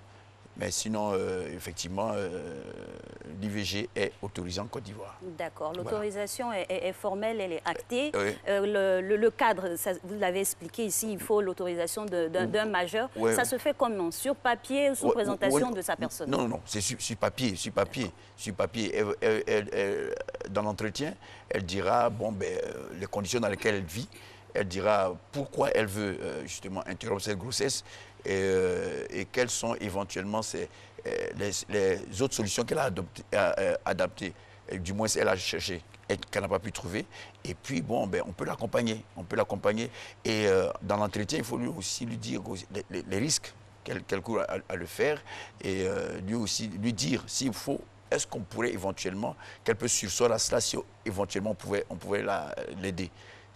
Auquel cas, si elle tient toujours à cet acte-là, alors on l'accompagne.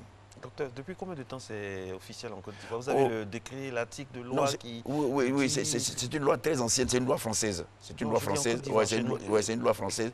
Et que même la France, même depuis 2004-2005, a ratifié.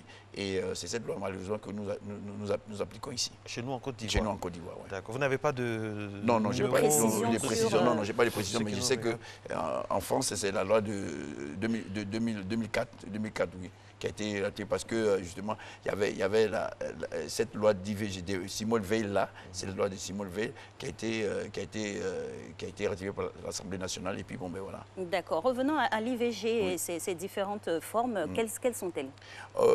Est-ce qu'il faut dire des formes, vous dites des techniques? Les types. Comment? Les types ou les techniques? Oui, non. Il y a les formes médicamenteuses, comprenez, c'est les médicaments qu'on prend. Et puis il y a la forme chirurgicale, c'est-à-dire les gestes chirurgicaux. Et puis il y a les différents essais, surtout en Afrique ici, où les gens utilisent des décoctions, on utilise des bouteilles cassées, du vin, bref, sous conseil d'une tierce personne. Alors les filles, les jeunes filles, ça donne à ce troisième type d'intervention. Alors la méthode médicale la plus utilisée, la plus fiable? La plus fiable, c'est la méthode chirurgicale. La méthode chirurgicale, elle est plus fiable, parce qu'elle prend en compte justement, toutes les données. D'abord un examen avant l'acte, un entretien d'abord, ensuite des examens, notamment on fait les bêta-HCG, on fait l'échographie pour savoir si effectivement c'est une grossesse, parce qu'il y a plusieurs types de grossesses. Il y a les grossesses extra-utérines, vous voyez, il y a les grossesses molaires, vous voyez. Et donc le médecin prend toutes les précautions pour être sûr que cette grossesse, elle est intra-utérine et elle est évolutive, normale. Voilà. D'accord, vous avez parlé de quelque chose de très important, grossesse intra-utérine. Oui. Parce qu'il y a des grossesses extra-utérines qui ont l'incidence de... Voilà, et malheureusement, c'est que les médecins ne prennent pas le temps de pouvoir faire des investigations par rapport à cela. Parce que si on va mettre une curette dans un utérus vide, alors qu'il y a une grossesse qui est là, mais vous voyez que c'est peine perdue, Et puis après, maintenant, la fille se retrouve avec une hémorragie digestive, et puis on se demande, mais qu'est-ce qui s'est passé? Mais voilà, c'est qu'elle allait faire un curettage. Alors, en fait, la grossesse n'était pas intra-utérine, elle était extra-utérine, et puis voilà. Alors, docteur, si on parlait un peu du volet utile, entre guillemets, de l'IVG, relativement à la protection de la femme, à quel moment, quels sont les moments où, franchement, on n'a plus le choix, quand ce n'est pas forcément pour des raisons, oui, je ne veux pas de l'enfant, je viens, mais quand la santé de la femme, la fille est en danger, quels sont ces moments clés-là où l'IVG devient vraiment incontournable? Non, mais en fait, c'est-à-dire, en fait, dans la loi, c'est 12 semaines. 12 semaines au plus, 12 semaines environ, vous voyez, 12 semaines. Mais quand tu dis incontournable, vous voyez, il y a des actes qu'on peut poser, hein, même si c'est à 3 mois, 4 mois, il y a des actes qu'on peut poser pour faire une interruption volontaire de la grossesse. Il y a des actes qu'on peut poser, vous comprenez. Et ces techniques-là, les médecins le savent, vous comprenez, les médecins le savent. Donc il n'y a pas, même jusqu'à 16 semaines, c'est jusqu'à 4 mois, c'est possible. Mais après 16 semaines, ce n'est plus possible. Après 16 semaines, vraiment, ce n'est plus possible. Il y a un risque. Il y a un risque pour la mère. Il y a un risque pour la mère hémorragique. Il y a plus, beaucoup de risques. Donc, après 16 semaines, là, je pense qu'il est mieux de sursoir à l'interruption volontaire de la grossesse. D'accord. Docteur, aujourd'hui, on parle de jeunesse en particulier. Quand on parle de jeunesse, c'est les femmes et les jeunes filles qui vont porter des grossesses et qui pourraient avoir l'envie ou l'option d'interrompre cette grossesse-là. De votre position, quelle est la recrudescence au niveau des jeunes et de ce phénomène? Malheureusement, c'est que ce phénomène, il est très récurrent parce que justement, cette jeunesse-là, malheureusement, ne sait pas qu'il y a des risques, vous comprenez. Et puis, vous comprenez un peu avec, ce brassage culturel, vous voyez, via les réseaux sociaux, via les médias, tout ça. Vous comprenez que ce brassage fait que tout le monde s'adonne à ça, vous comprenez un peu. Et puis voilà, et tout le monde, et puis de bouche à oreille avec la collectivité, la communauté, tout ça. Vous voyez, et l'internat, vous comprenez un peu, le groupement des jeunes, etc. Alors, bon voilà, presque tous les jeunes vivent le même problème. Ils vivent le même problème, le problème de, je ne dirais pas la dépravation, mais je dirais plutôt des mœurs vraiment, l'exposition au sexe, tout ça. Ce qui fait que l'information s'écoule rapidement et puis bon voilà, les actes sont déjà posés. Hein. Et pourtant, docteur, le code pénal ivoirien punit, en son article 366, punit l'avortement d'1 à 5 ans d'emprisonnement et d'amende de 150 000 jusqu'à 1 500 000. Oui, mais pourtant, en Côte d'Ivoire, ici, c'est devenu vraiment quelque chose de lucratif. Monnaie courante. C'est devenu monnaie courante. À tous les petits cabinets clandestins et tout. C'est puni par la loi, docteur. Oui, mais vous savez, en fait, quand on dit c'est puni par la loi, c'est quand il y a... quand il y a mort d'homme ou quand il y a... Mais sinon, ou bien qu'il y a... Moi, j'ai eu à faire une amputation. Vous voyez, une jeune fille qui allait faire un avortement. Malheureusement, ce n'était pas elle la personne indiquée. Et puis, il y a eu une perforation utérine. Il y a eu une perforation utérine. On parle peut-être pas de la même chose. On parle de la même chose. C'est interdit en Côte d'Ivoire. L'acte même est L'acte est interdit. Vous nous dites que c'est autorisé. Oui. Vous vous basez sur la loi française. Jusqu'à preuve du contraire, nous sommes en Côte d'Ivoire. L'article 366 punit l'avortement d'1 à 5 ans d'emprisonnement et d'une amende de 150 000 francs à 1 500 000. Mais on punit l'avortement, on punit... Non, c'est la loi qui dit, c'est puni. Donc tous les participants sont selon la loi. Mais moi, je connais la loi de Simone Veil de 2004 qui a été promulguée ici, qui dit que à partir de 12 semaines, qui a été promulguée ici. Elle est députée ivoirienne. Oui. Elle était députée. Non. Donc ça peut être promulgué ici. 12 semaines. À 12 semaines, on est capable de faire. À 12 semaines, on est autorisé à le faire. Voilà. Donc cela veut dire que, docteur Madi, dans nos centres de santé publics, l'avortement est autorisé, encadré par les médecins, c'est ça? Mais en fait, ce que je veux dire, c'est que déjà, avec cette loi-là, nous, tous les médecins s'en tiennent à cette loi-là. Mais ils ne savent pas que, effectivement, dans une certaine mesure, lorsque la personne expose son problème et qu'il y a vraiment il y a pertinence de pouvoir agir, mais là, le médecin est protégé. Voilà, je pensais que vous nous auriez dit, par exemple, que c'est interdit, mais là, on va parler en cas de force majeure. Il faut sauver la femme ou bien d'un viol, si la femme est violée. Mais non, quand vous dites ici sur ce plateau que l'avortement... Même dans le cas des viols. Même dans les cas de viol, quel que soit... Moi, je pense, hein, moi, c'est mon avis. Hein, je crois que dans les cas de viol, vraiment, un enfant ne demande pas à venir. Donc, cet enfant, il faut le laisser. De toute façon, moi-même, moi, sur le plan pratique, j'aime pas faire ça. Voilà, ça c'est ma conscience professionnelle. J'aime pas le faire. Depuis que je suis médecin, j'aime pas le faire. Mais avant cela, bon, vous voyez un peu... On va essayer de combler ce vide au niveau de l'action juridique quant à ce sujet-là. Oui. Mais en parler un peu avec le sujet qui nous occupe là, la jeunesse. On a parlé de la recrudescence, mais l'âge. L'âge. La moyenne d'âge. Non, mais là, non, écoutez, moi je connais une jeune fille de 12 ans. 12 ans, et il n'y a même pas une semaine qu'on m'a appelé, un homme de 55 ans qui m'appelle et qui me dit comme ça, écoute, j'ai une amie... J'ai une amie. J'ai une amie, oui, et puis je lui demande, mais oui, elle n'a pas eu ses règles il y a un mois de cela, tout ça. Il dit, elle a quel âge? Il dit, elle a 12 ans, elle est en 3e. Docteur Madi, moi j'ai envie de vous arrêter tout de suite, vous demander, oui. Dans ce cas d'espèce-là, oui. Vous n'appelez pas les forces de police parce que là, je suis désolée, mais c'est un cas d'abus de mineur. Non, mais oui. Alors, du coup, il a avec la loi, mais c'est un abus. À la limite, c'est un viol, elle est mineure. Ouais. 12 ans. Vous savez ce qu'il m'a dit? Il m'a dit, mais elle est mature. J'ai dit, mais je lui ai dit, et puis j'ai demandé à la jeune fille, je lui ai demandé, mais tu es quel âge? Elle dit, j'ai 12 ans. Tu es en quel âge? Je suis en 3e. Et alors, vous avez fait quoi? Non, ce que j'ai dit. Juridiquement, vous avez fait quoi? Voilà, juridiquement, ce que moi j'ai fait, c'est que je lui ai dit, bon, va me faire une échographie. Est-ce que tu as fait le test de grossesse? Non. Bon, alors fais-moi le test de grossesse, fais-moi une échographie, et après vous venez me voir. Est-ce que là, vous pouvez appeler, est-ce qu'en tant que médecin, vous avez le droit d'appeler le commissaire de police pour lui parler? Est-ce que ça, c'est déontologique? Lui fait cas de cela. Non, mais non, je les appelle d'abord au cabinet. Et maintenant, par motif professionnel, par conscience professionnelle, et ces deux, je vais les mettre devant moi, et puis je vais les mettre devant les faits. Ça, c'est vous, dans votre cabinet. Oui. Et au niveau de la loi, c'est un enfant, c'est un enfant, elle a 12 ans. Le monsieur a 55 ans. Donc vous voulez que tous les médecins se mettent à... C'est pour ça que j'ai demandé... La responsabilité, voilà, vis-à-vis de cet état de fait, là, c'est quoi par rapport à votre fonction de médecin? Ma responsabilité, c'est d'appeler les gens et puis de mettre celui qui a enceinté la fille, mais devant les faits accomplis, de lui dire que ce qu'il a en train de faire, ce n'est pas bon.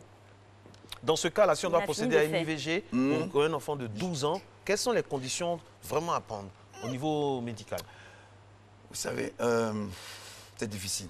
C'est difficile. Voilà. C'est très difficile. On ne vous le fait pas dire. C'est très difficile. C'est très difficile. C'est très difficile parce que, bon, vous voyez, ils vont étaler un certain nombre de problèmes. Comprenez? Non, ben, écoute, elle est en 3e, elle va passer son examen. Et même, j'ai eu des professionnels qui ont passé des concours professionnels, notamment, bon, j'ai pas vu la corporation. Et donc, ils sont admis à ce concours-là. Et du coup, elle tombe enceinte. Vous comprenez? Et on veut pas. Mais elle un concours de secrétariat, et puis du coup, elle est enceinte.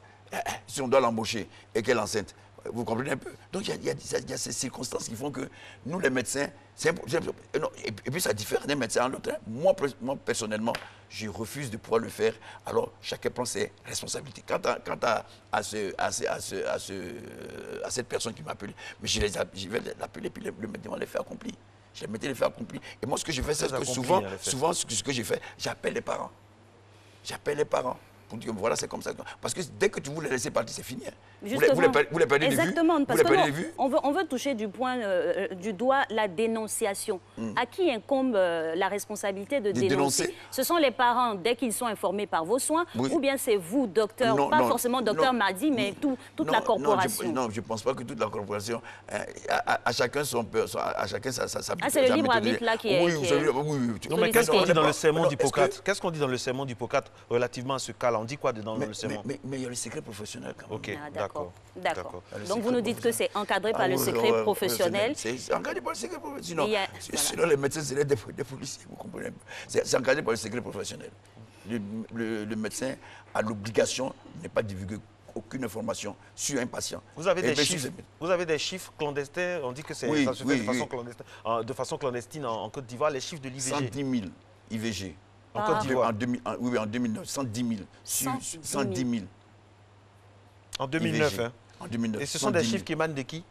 Ça émane du ministère de la Santé. 110 000 IVG par an en Côte d'Ivoire. En Côte d'Ivoire. Et quand on parle d'IVG, c'est volontaire. On ne rentre pas en ligne de compte les grossesses extra-utérines qui nécessitent intervention. Non, les grossesses extra-utérines, c'est une intervention chirurgicale. Voilà, sinon, les IVG, interruption volontaire de la grossesse, d'une grossesse évolutive, 110 000. Alors, docteur, voilà. Parlons toujours de 270 000 naissances. D'accord. Parlons toujours de la jeunesse et on a pris ce cas-là malheureux de 12 ans. Donc ça veut dire qu'on commence à 12 ans et on monte. Comment c'est encadré pour pouvoir préserver la vie de la personne qui se présente à vous? Alors, la vie, alors, on fait une prise en charge de cette jeune fille. Il y a une prise en charge. Cette jeune fille, qu'est-ce qu'on fait? Bon, ben, on appelle les parents. Parce que certainement que le monsieur qui l'a enceinté ne voudra jamais du tout de cette grossesse. Il ne voudra jamais. Alors, on encadre cette jeune fille. Moi, ce que je fais, c'est que j'appelle les parents. En dépit de ce que le monsieur va me dire, j'appelle les parents. Et quand les parents arrivent, je dis, bon, voilà. Mais attention, faisons très attention. Il ne faudrait pas aussi que la fille puisse subir. Vous comprenez un peu? Il faut aussi la protéger. Il faut la protéger quand même. Non? Il faut la protéger. Il faut la protéger. Et cette grossesse ira à terme. Et si elle va à terme, comme on le dit, elle ira à terme. Et puis, s'il faut poser un acte, on pose l'acte d'une césarienne. Voilà. Voilà. Votre responsabilité sociétale, docteur, par rapport à tout ça, votre responsabilité sociétale, elle s'étend jusqu'où? Mais elle s'étend, en tout cas, c'est la protection de la fille. C'est sa protection. C'est tout. Elle est enceinte et il ne faut pas la rejeter. C'est comme vous voyez, avant, je crois que systématiquement, on mettait les filles dehors. Mais maintenant, on ne le fait plus. Hein. Elles ont la grossesse, elles vont vers la grossesse à l'école. Vous comprenez? Donc, il faut la protéger. Il faut la protéger. C'est pour ne pas la rejeter. Voilà. Sinon, elle risque de tomber dans la clandestinité. Non, ce n'est pas elle qu'il faut rejeter. C'est la personne qui... parce ça a été un acte commun. C'est un acte commun. Et surtout, c'est la personne qui est majeure, parce que le plus souvent, ce sont des filles mineures. Oui, c'est ça, oui. Et donc, c'est la personne là qu'il faut rechercher. Ce n'est pas quel mécanisme qui respecte le serment d'Hippocrate, qui respecte la loi, qui respecte aussi le secret professionnel, mais ça fait trop mal. Là, je parle en tant qu'animateur, en tant que parent. Oui. Franchement, un enfant de 12 ans, quelqu'un de 55 ans, il va s'en tirer comme ça, comme on dit en Côte d'Ivoire, cadeau dans la nature. Mais on a déjà vu des mariages ici. Mais ce n'est pas normal, au fait. C'est ce que nous, on est en train d'essayer de faire ressortir. Ce n'est pas normal. Mais il ne faudrait pas que ce soit banal. Il ne faudrait pas qu'on dise, ouais, on fait ça souvent. Ça, c'est des choses qui me tuent, ça. On a l'habitude de faire ça. Il n'y a rien. Oui, mais écoutez, il n'y a aucun acte même que la société peut accepter quand il s'agit de la vie de quelqu'un. Vous comprenez un peu? La société ne peut pas accepter que, oui, une jeune fille comme ça, hein, puisse se faire enceinter, ou bien que carrément elle se met, qu'est-ce que je veux dire, elle se met en marge des conseils de ses parents ou bien même de l'école, et puis elle fait, c'est pas acceptable ça. Mais malheureusement ça arrive. 12 ans, un esprit un peu fragile qu'on peut manipuler. Dans nos villages, par exemple, ça arrive couramment. Ça arrive couramment. Vous comprenez? Ça arrive couramment. Alors, nous, les médecins, on te prend une fille qui a 12 ans, qui est enceinte, et on ne peut pas faire la police. On ne peut pas faire la police pour dire que, bon, voilà, j'ai appelé la police, voilà, venez, et puis ils vont arrêter le mec, vous comprenez un peu? Non, je crois qu'il faut que chacun joue sa part. C'est vrai, on a une action ici de sensibilisation, justement. Que les parents jouent le part, voilà, que la société joue sa part, que les religieux jouent leur part, que tout le monde joue sa part pour pouvoir protéger, justement, ces enfants qui, malheureusement, voilà. Vous, l'être humain, qu'est-ce que vous pensez de tout ça? Pas le médecin, l'être humain. Vous savez, j'ai été écœuré lorsqu'il m'a appelé. J'ai été écœuré. En fait, je peux le piéger. C'est pourquoi je l'ai piégé. C'est-à-dire que je lui dis, fais-moi l'écho, et puis tu m'amènes l'écho. Et puis, il me pose la question, est-ce que c'est nécessaire? C'est nécessaire s'il y a une grossesse extra-utérine que tu vas poser le acte. C'est pas bon. Il dit, ah ok. Donc, je l'amène et quand il s'assoit devant moi, alors là, je le cuisine jusqu'à ce qu'il avoue son acte. Bon, quand il avoue son acte, on fait comment? On ne peut pas le laisser partir. Vous comprenez un peu? Sinon, il tombe dans la clandestinité. Et puis, bon, voilà, il y aura des dégâts. Docteur Madi, on parle de l'IVG. Il faut aussi essayer de faire ressortir les conséquences. Parce que les conséquences sont dramatiques. Peut-être que les conséquences réussiront à sensibiliser d'autres jeunes filles ou d'autres hommes pour s'éloigner des mineurs. Alors, la première des choses, la première complication d'abord, c'est l'hémorragie. c'est la perforation, l'hémorragie, qu'on appelle ça, ce qu'on appelle les lésions au niveau du col. Et puis aussi, quatrièmement, on appelle ça plus tard, c'est la stérilité. Ah, oui. Plus tard, c'est la stérilité, malheureusement. Et puis, voilà. Et puis après, maintenant, le côté psychique, c'est-à-dire après, quand il n'y a pas d'enfant, c'est dramatique. Parce qu'on s'est retrouvé avec... Il y a la stigmatisation après. Oui, parce qu'il y a eu un cas comme ça en Côte d'Ivoire où la sage-femme a tué son mari parce qu'ils étaient en France. Et puis, manque de moyens, étant faire des études, il a obligé la femme à faire 5 avortements. Et maintenant que les études sont finies, ils sont venus en Côte d'Ivoire, et voilà que la femme ne peut plus avoir des enfants. Et puis voilà, il stigmatise la femme, et puis voilà.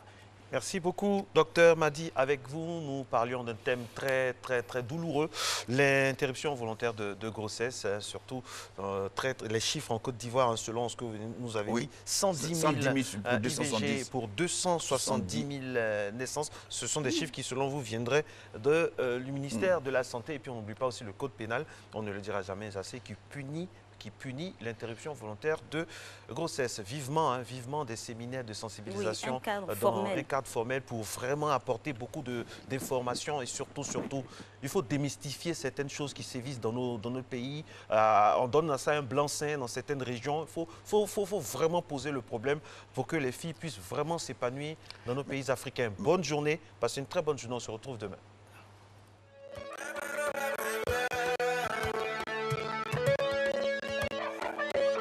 I'm the track man, this is the Mr. BBP.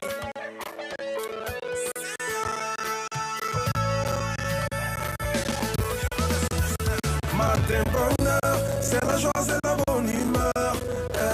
Matin bonheur, une émission de bonne valeur. Avec Marcel et Alix Cocola, ils sont toujours là pour te donner tout ce dont tu as besoin. Quand je me lève le matin, je capte RTI 1, le meilleur pour s'instruire avec des sujets d'actualité, thématiques de qualité.